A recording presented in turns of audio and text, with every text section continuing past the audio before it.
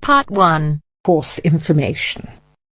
First, you have some time to look at questions 1 to 5.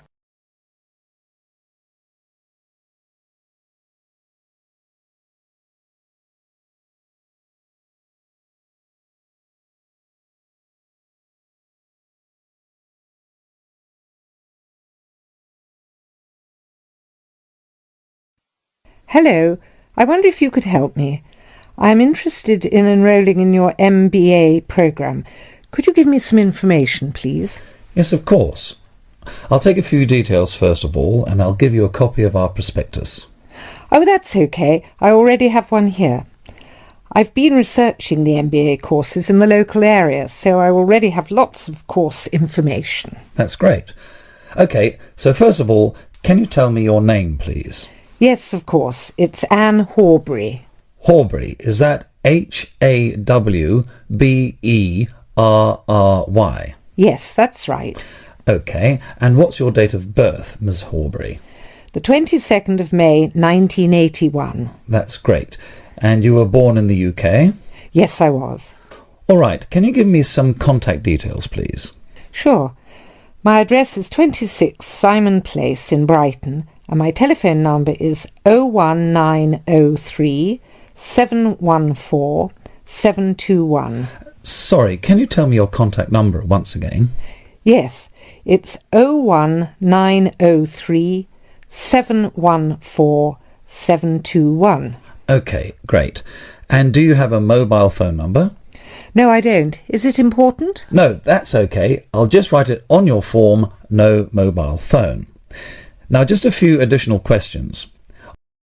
Before you hear the rest of the conversation, you have some time to look at questions 6 to 10.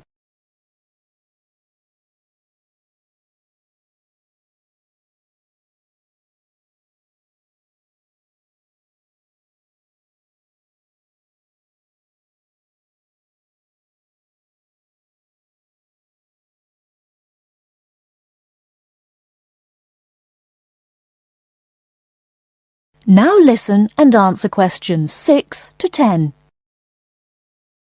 Are you working or studying anywhere else at the moment? Yes, I'm working for Lloyd Enterprise in the city as a secretary, and I'm also attending a computer course part-time in the evenings. Great. So can you give me some details about your educational background? We need to make sure that your qualifications match the entry requirements. Yes. I completed a business degree a year ago. I've been working since my graduation, but the job market is very competitive these days, so I'd like to do some postgraduate study now. OK, that sounds fine. Your degree is relevant, and it's good that you have some work experience too. I do need to warn you, though, that our MBA programme is extremely popular and gets full quickly. So would you be interested in applying for any alternative courses if your application is not successful this time? Well, my first choice would, of course, be the MBA, but yes, I've had a good look through your prospectus, and I would also be interested in the international marketing course. That's great. It's always a good idea to keep your options open just in case. Finally, can you tell me where you learned about our courses here? Actually, my cousin studied the MBA course 2 years ago, and she recommended it to me. OK, well, thank you for coming in today. I will pass your details on to our admissions department. They should contact you this week with a formal application form, and they usually invite MBA candidates to come in for an interview. OK, well, thanks for your time. No problem. Good luck with your application. That is the end of Part 1. You now have half a minute to check your answers.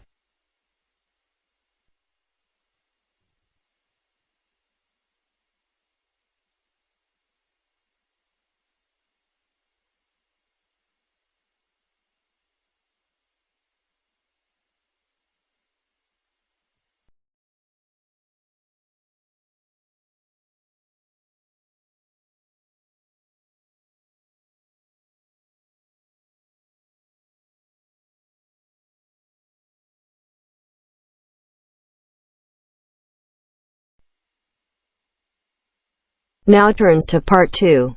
Part 2. You will hear a talk about young people living on their own. Listen carefully and answer questions 11 to 12.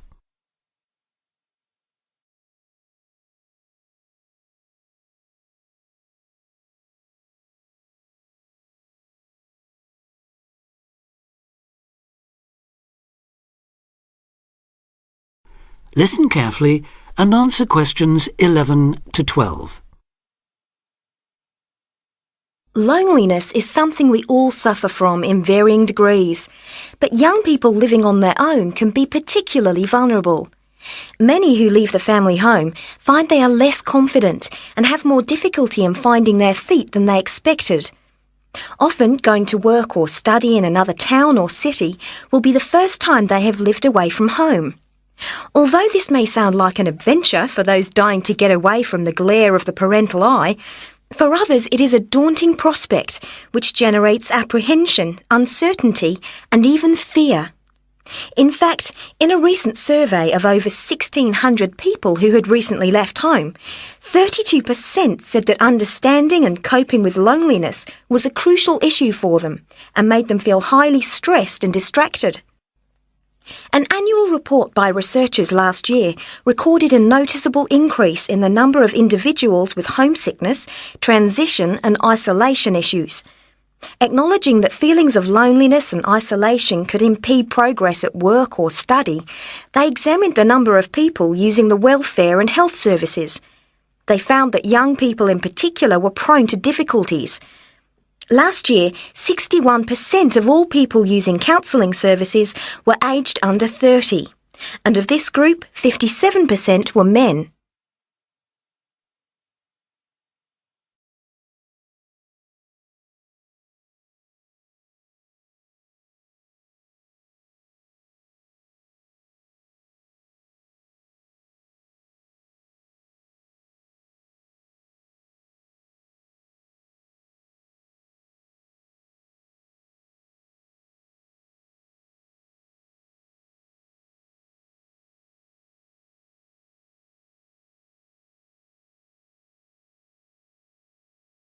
Now listen and answer questions 13 to 20. Leaving home involves a major change in lifestyle, work patterns and degree of independence. You will be away from home, family and friends and are no longer supported by familiar surroundings.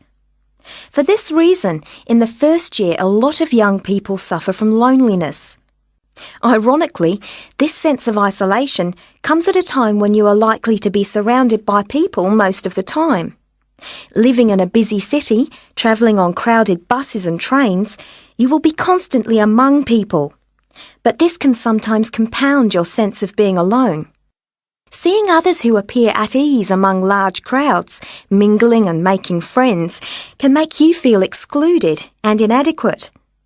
Adapting to a new environment makes people uncertain of what to do or how to behave and breeds insecurities which can make for a real sense of isolation. It is often those who are more used to being on their own who deal best with the transitional period of leaving home.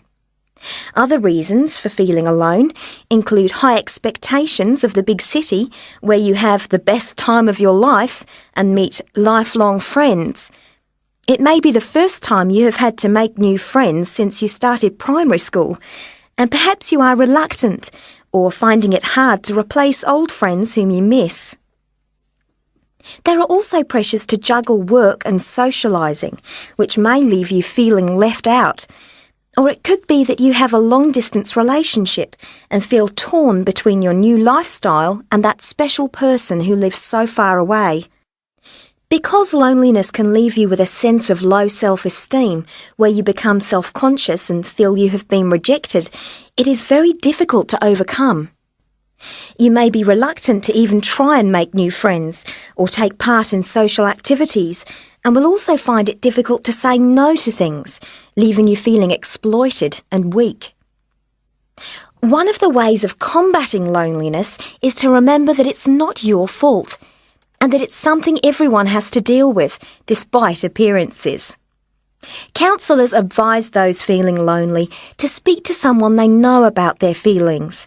They also ask them to consider joining groups and societies and to get involved in activities which interest them as a way of meeting more people. Of course, overdoing it and jamming your schedule with too many things just to avoid being alone will not work. But meeting others with common interests may be a step forward. If you still feel like you need someone to talk to, you could try group counselling, where you will be able to talk to and receive support from a small number of people with the same difficulties as you.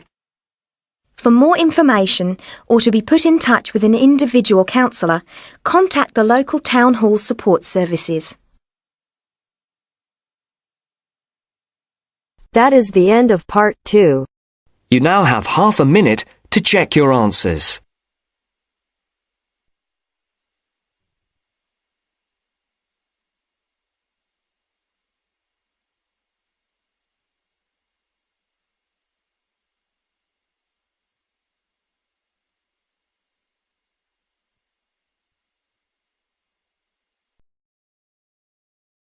Now turns to part 3. Part 3. You will hear two students, Jenna and Marco, discussing a business studies project they have to do. You now have 15 seconds to read questions 21 to 24.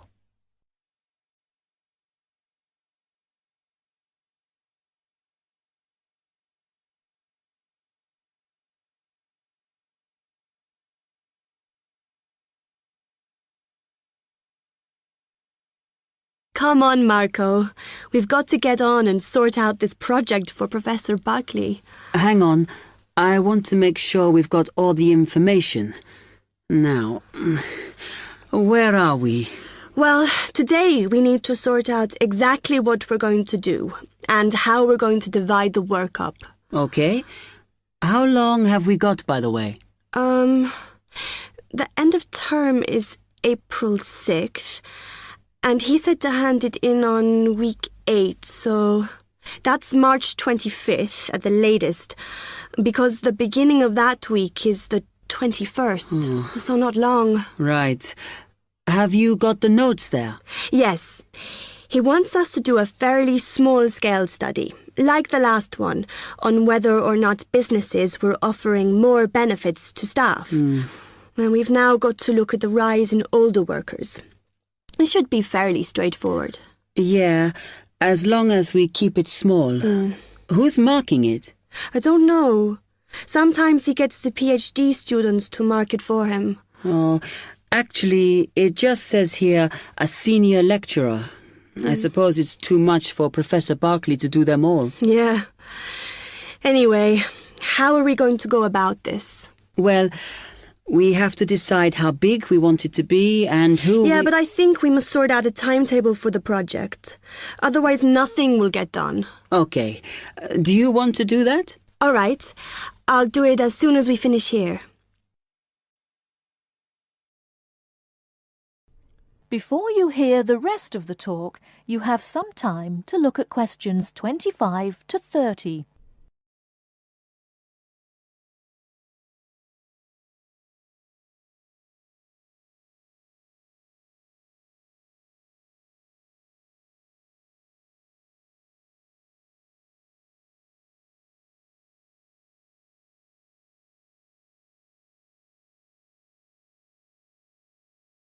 Now listen and answer questions 25 to 30.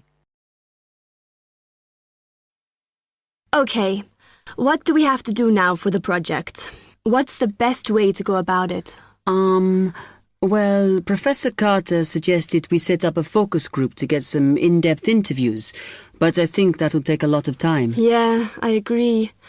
If we did a focus group, we'd have to spend time deciding who to include in it, and it's not necessary to do one anyway.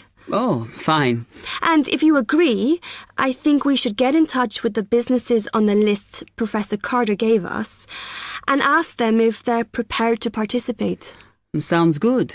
Then we can go there, give them questionnaires and collect them later. Exactly. Okay. Then do we need to book one of those study rooms in the library so we can work together to input the data?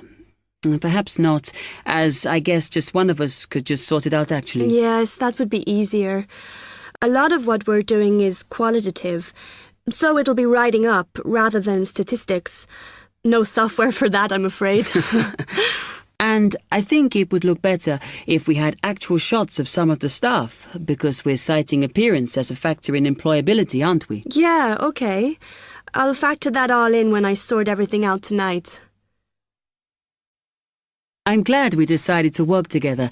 I think it's going to work out well. Yes, well, given that we had to work in pairs on this project, I think we were right to choose each other. We complement each other academically, as we're each good at what the other isn't. In fact, we should have tried working together before. Yes. Now, how shall we split the work? I'll do the analysis, shall I? Oh, okay. It's just that it might be faster, because I'm used to doing it. Although your English is better than mine. I need more practice at reading, really. Okay, I'll do the presentation then, if that's okay with you. Yeah, sure. I don't mind speaking in public, but I hate preparing all the notes for them. The thing is, the tutor said one person should do the whole presentation, and he said he expects me to do it because I haven't done one yet. No, that's fine. Now, let's see.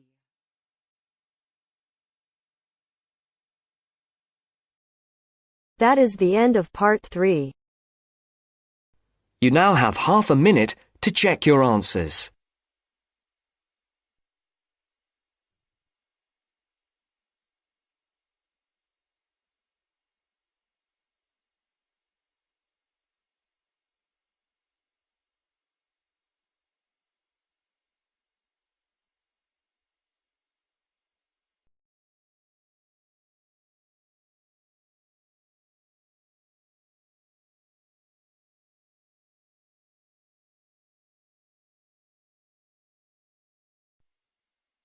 Now turns to part 4.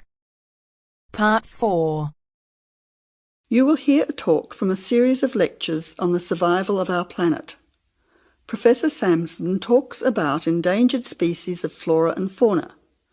First, you'll have half a minute to look at questions 31 to 40.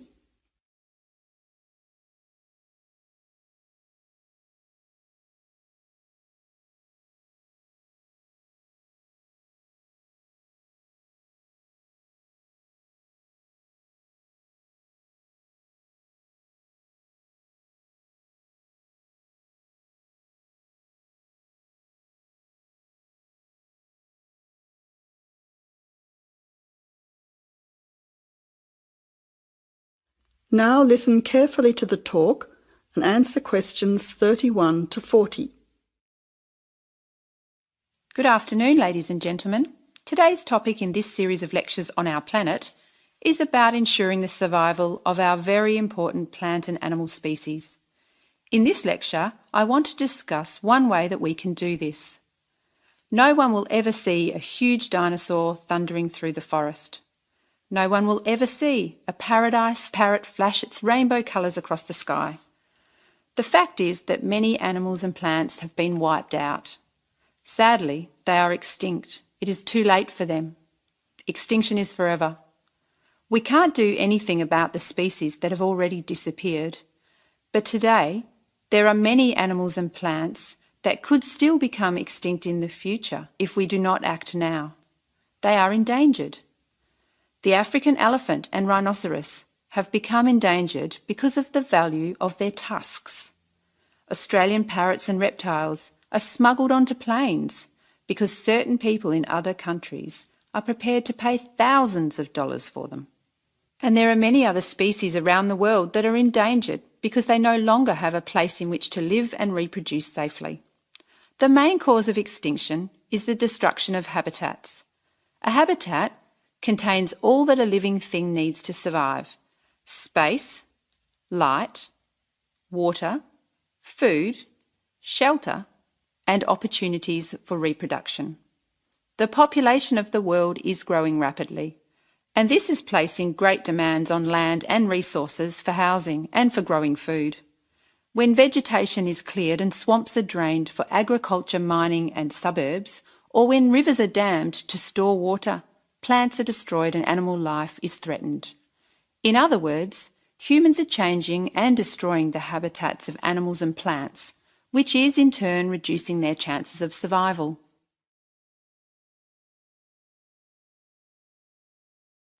So how can we conserve habitats and help save endangered species? Well, one way is to protect their habitats permanently in national parks or nature reserves. National parks have been created in many countries. They encourage people to enjoy the beauty and diversity of the animals and plants that live there without harming them. By supporting and visiting these parks, people can become more aware of the species that live there and how the parks work to protect them. It is very important that, when visiting a national park, we keep them safe for future generations of plants and animals by obeying a few rules. Firstly, follow the fire regulations. Don't throw cigarettes or build fires, except at certain times of the year in especially allocated areas and facilities. Secondly, remember to leave pets at home. Pets, such as cats or dogs, can hunt birds or other small animals. Some pets might even escape and become a serious threat. Thirdly, place all rubbish in a bin or take it home. Plastic bags or leftover food are dangerous to the animals and harm the environment. Don't pick the flowers or damage the plants. Flowers create the next generation of the plant. Also, for the same reason, birds' eggs must be left in their nests. The loss of species in the past is sad. However, there is hope for the future. Despite the demands of our increasing population, we can work to protect the plant and animal species we still have.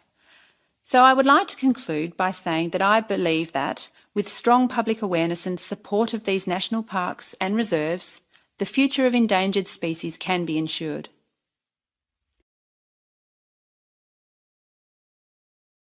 That is the end of part 4. You now have half a minute to check.